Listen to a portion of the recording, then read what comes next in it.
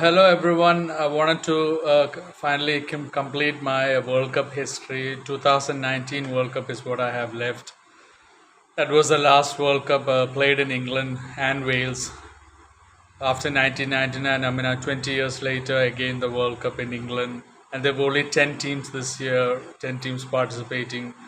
And it was a system like today and that 1992 World Cup where everyone was just playing against each other. It wasn't divided into groups, all the teams playing against each other one time, and then the best four teams going into the semi-finals.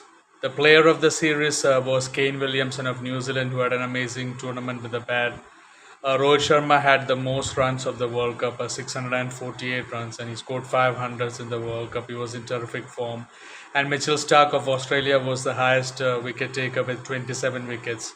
Even in the 2015 World Cup, Mitchell Starc was the highest wicket taker, tied with Trent Bolt. So it was the second time in a row that Mitchell Starc was the highest wicket taker of the World Cup. Some notable results from the group stages. South Africa and England, that was the opening match. England got 311 runs. Ben Stokes got around 80 something. And South Africa batting second were in good position. De Kock got some runs, but then South Africa collapsed. South Africa lost the last 8 wickets for just 78 runs that day.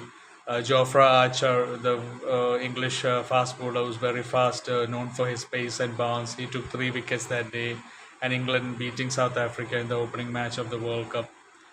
Then there was a close match between New Zealand and Bangladesh. New Zealand beating Bangladesh by just 2 wickets. Then there was another match where West Indies bowled out Pakistan for just 105 runs. O'Shane Thomas took 4 wickets that day. A lot of people used to ask me about O'Shane Thomas because my name is also Shane Thomas. His name was O'Shane Thomas, very big fast bowler, and he took 4 wickets that day. And Pakistan were bowled out for just 105 runs. Then there was a match, India-Australia match. India beating Australia comfortably. Shikhar Dhawan getting a big 100 there. But I think after that match, he didn't play in the World Cup. He had an injury. But before that, he finished off with a good 100.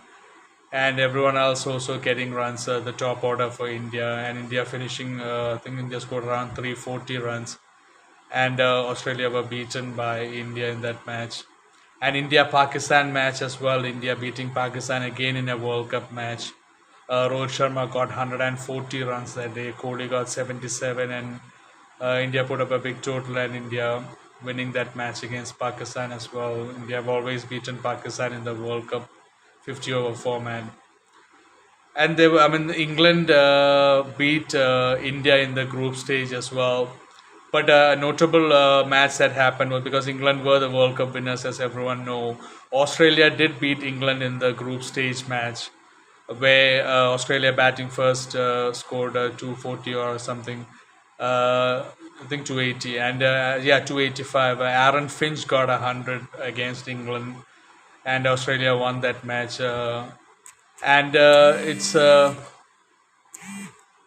It's notable because Aaron Finch, even in that 2015 World Cup when Australia beat England, Aaron Finch had scored 100 against England.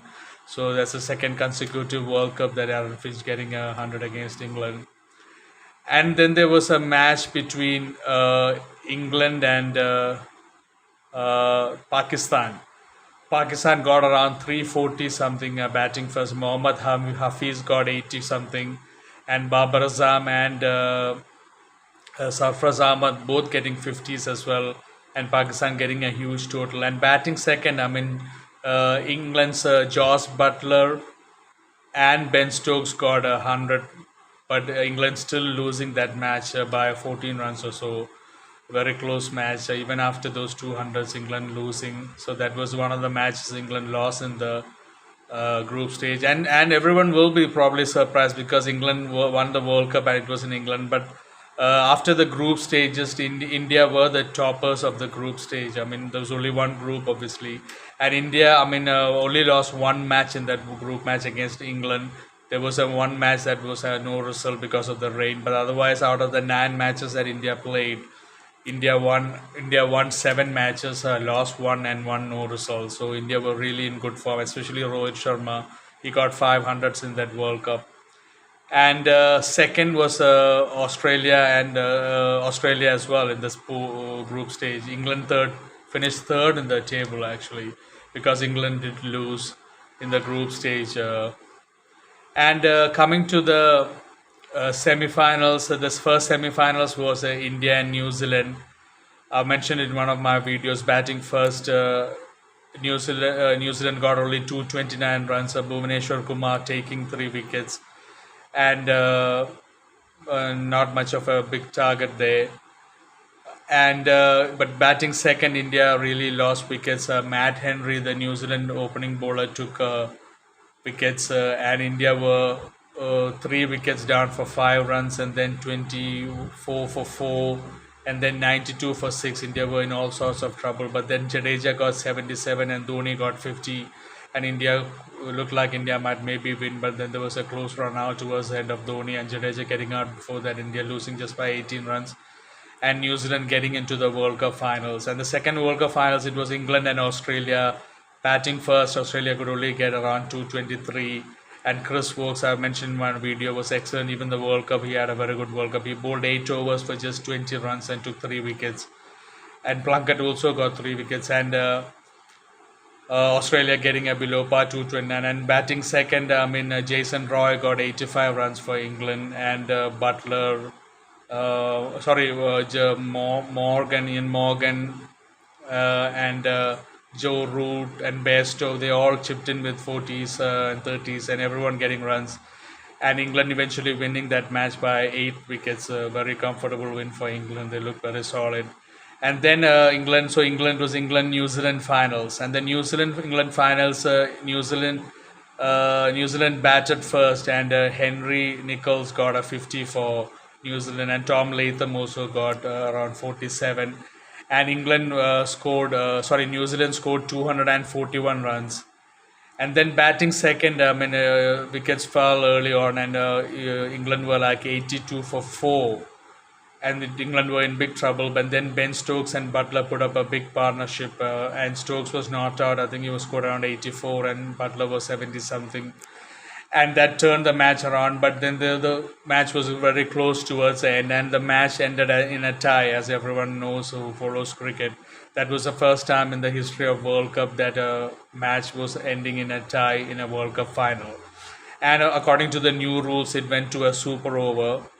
And before that, how it went to the super over, that last over, 50th over of the match, the third ball, I think, when Stokes ran for a second run, and he was stretching his bat to get to the crease. The ball that the fielder threw hit Ben Stokes' bat, and it deflected for a 4. And the ICC rule says that it is a 4. So Kumar Dharmasena, the umpire that day, had no choice but to give 4 runs. So it was 4 extra runs instead of the 2 runs. It became 6 runs, and that made a big difference. And that's what the match ended in, a tie, 241, both teams scoring. And then it went to a super over, and Butler and Stokes batted the super over and scored 15 runs off Trent Boult. And batting second in the super over, I remember Jimmy Neesham got a 6 in the first over, and there was a wide. It looked like New Zealand were going to make it, but then there were a few outs. And then the last ball, Martin Guptill ran, and it was run out, and it was again a tie. So the full match, it was 241 runs each tie. The super over was 15 overs, 15 runs tie. And then England really winning the World Cup on boundary count, because England had scored more boundaries than New Zealand in that match. And that is the criteria when it is a tie both stages. So an absolutely thrilling, mouth-watering contest, England versus New Zealand in the World Cup finals. Never happened before for tie in a World Cup finals. And in fact, the World Cup finals, full 50 overs and the super over going to a tie. So that's like a double tie in a single match, and it was some kind of... a lot of New Zealand fans will be thinking, unlucky New Zealand again, but England probably played very good World Cup in that match, and they just got a bit of luck when they deserved it at home. And anyway, that's it, my World Cup history video. That will be my last World Cup history video in this World Cup 2019 So thank you everyone for joining, and I really appreciate it. I hope I've helped you to relive some of the moments of the past that you cherish. Take care, thank you, and God bless you. I will be putting my preview for the finals. That will be my final preview of this World Cup. Anyway, take care. God bless you.